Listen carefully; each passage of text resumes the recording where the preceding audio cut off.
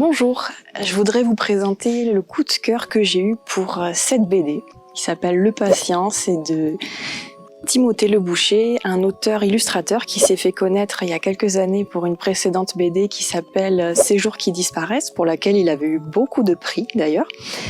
Donc dans cette BD, Le Patient, on retrouve les thèmes fétiches justement de cet auteur. Donc il y a la mémoire, le rapport au temps, l'identité, le rapport à l'autre aussi.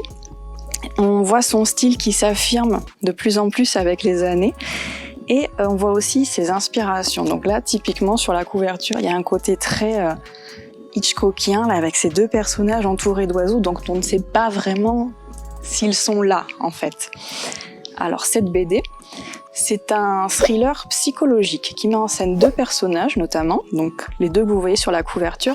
D'un côté, vous avez Pierre Grimaud, qui est l'unique rescapé du massacre de sa famille. Il est partiellement amnésique, notamment concernant la nuit du drame. Et à côté, vous avez Anna Kieffer, qui est psychologue. Ce sera sa thérapeute. Elle est spécialisée en criminologie, victimologie. Elle s'intéresse particulièrement au cas de Pierre. Son travail, ça va être d'essayer de faire remonter à la surface les souvenirs de Pierre, notamment concernant la nuit du drame, et essayer de comprendre ce qui a pu se passer et qui est le mystérieux homme en noir qui hante les cauchemars et les souvenirs de Pierre.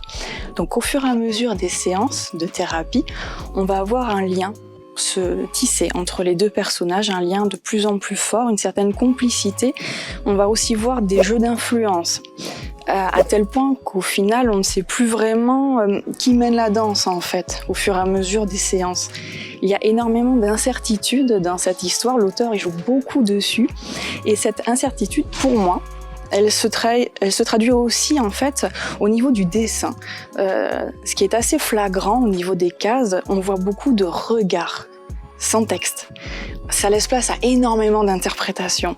Ce qu'on voit aussi, c'est l'utilisation de tons assez crépusculaires, je pourrais dire. Pour moi, ça évoque ce moment qui n'est ni le jour ni la nuit, une espèce de temps suspendu où on ne sait pas à quoi s'attendre. Donc, pour moi, c'est vraiment ce côté, cette incertitude qui plane tout le long, ce doute qui nous travaille, qui font vraiment tout le sel et tout l'intérêt de cette BD.